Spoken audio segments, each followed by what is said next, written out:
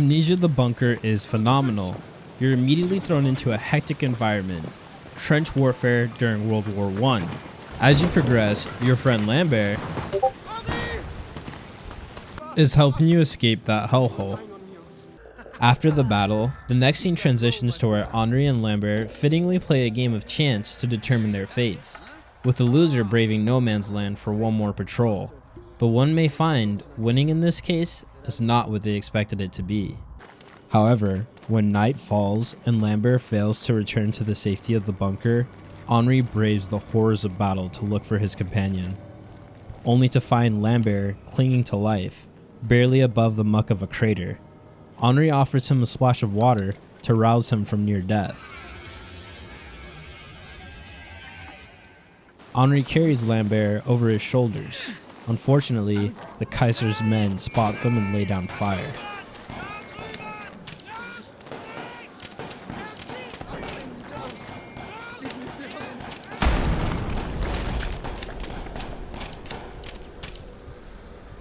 Now, Henri awakes, not in a German POW camp, but in the safety of the bunker. But safety is a fleeting illusion in war, especially when a ravenous monster stalks your every move.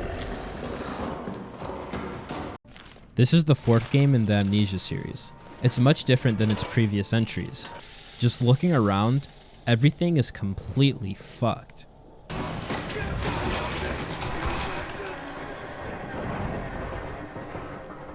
A core gameplay mechanic is the generator, which helps you keep power throughout each section you're in. You can find fuel to keep it running. Syncing it with a pocket watch will give you an indication as to when the power will shut off. I really enjoyed knowing how stressful it was to get certain tasks done in areas before the lights were about to cut out. Fuck. You can attempt to clear areas in the dark. It's just more challenging as the beast appears more consistently and can hinder your progress. Working your way through the darkness is daunting. Not knowing where everything is at and getting lost while having this monstrosity on your ass, all while trying to progress the story, is an excellent dynamic. It keeps you fully engaged. You're always on the edge of your seat hoping for the best, which makes you crave even more from the game. And, with few exceptions, he's stalking you throughout the entire time you're playing. Even on normal difficulty, he's a creature of some intellect. No way, you fucking smart bitch! I just want to mention really quick that this thing knew I had completed an area. I think it decided to camp the save room. It was bizarre considering I swore I heard him in one of the earlier rooms just moments beforehand. Long story short, I tried to juke him, and, well, let's just see what happened.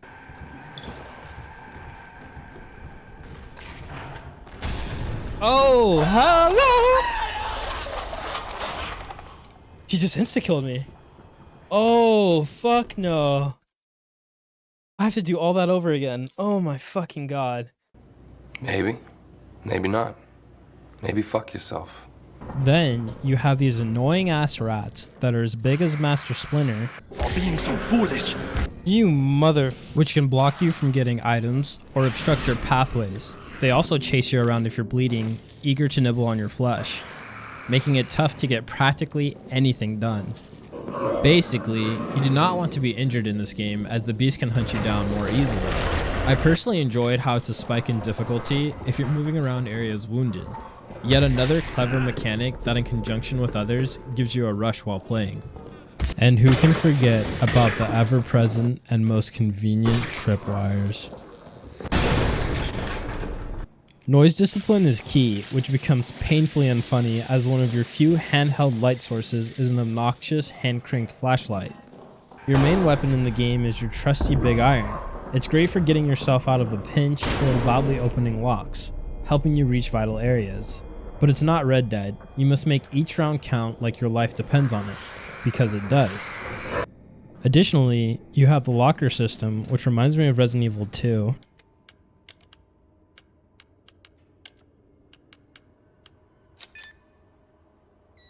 They're unlocked by finding ID tags which you get off corpses from your fallen comrades. Each locker has certain items that help you get throughout the game, whether it be a wrench, ammunition, gas mask, and much more. Inventory management is another fun aspect of this game. You can combine items to create Molotovs. There's also grenades you can find throughout each section. Crafting torches is also very useful. One of the levels I thought was interesting is the prison. It has a German soldier. You can decide his fate when you make your attempt to get the bolt cutters. For very valid reasons, he starts tweaking when you open up his cell. If you choose to save him, you have to somehow distract the beast, run towards him to get the bolt cutters, then run back and close his door. It felt like a mini speedrun, which was an exciting challenge. Later on, you'll have to navigate to the arsenal to get the dynamite, which was very labyrinthian. I like seeing how everything is in disarray while being stalked at the same time. You still had to make your way back out of it to get towards your objective. The Roman tunnels were very creepy. You would hallucinate and see these creatures walking around. The footsteps were good for baiting you when you went up against a certain opponent. Down the road, you get towards a little tunnel that leads you out to where you originally found Lambert. You can get his ID tag, and at that point, the story is crystal clear. Which brings me to the writing. It's outstanding. You piece together the puzzle with notes you find throughout the game. You realize the bunker is above these ancient tunnels that were affecting the people living there by giving them eerie dreams and visions. We can see this with Toussaint's notes. In fact, he becomes so obsessed, he willingly goes deeper to find out more about the visions he's been having. He even gouges out his own eyeballs due to his madness, and I have no idea how he can accurately use a shotgun. Probably ascended to some higher plane of existence, I guess. I'm one with the Force. The Force is with me. I'm one with the Force, and the Force is with me. The text that Noé received give more insight as to what was going on at the time. The texts are full of wild stories of blood orgies, of sadistic spirits, of the awful things these men and women would do to each other in worship of darkness. They speak at length of some substance that is meant to grant the worthy some kind of immortality in darkness. It can be presumed that the tainted water is the substance that has transformed Lambert into what he is now. When you read some of the other notes, you come to realize the dickhead officers have blown up the entrance and ran away due to the beast picking them off one by one.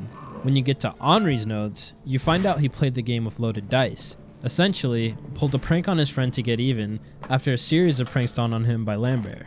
Although Henri feels immense guilt, which leads me to believe he has a good heart. The voice actors killed it, by the way. My conscience compels me now, as it failed to compel me then.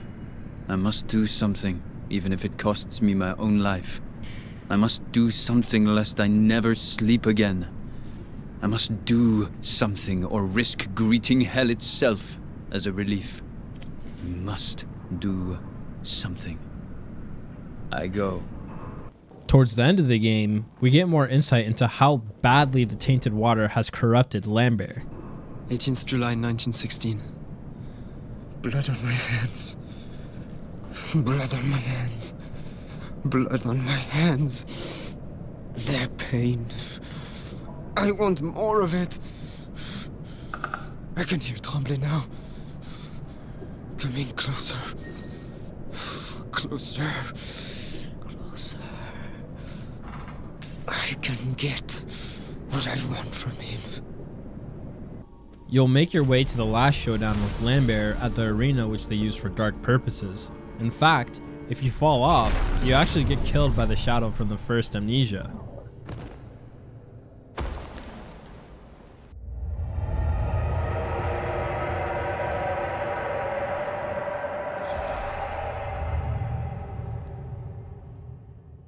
When you defeat Lambert, he actually shouts your name for a split second before he falls to his death.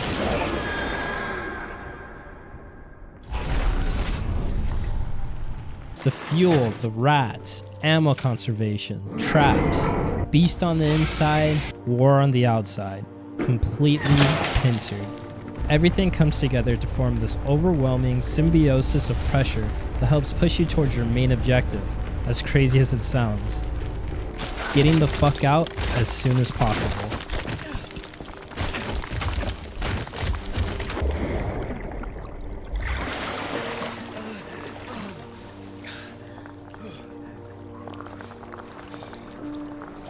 We arrive at the ending. Damned if you do, damned if you don't. Pure futility. This entry into the Amnesia series was simply brilliant. It has great replayability with a compelling story, and as sad as it is to say, sometimes in life, you really are just in checkmate.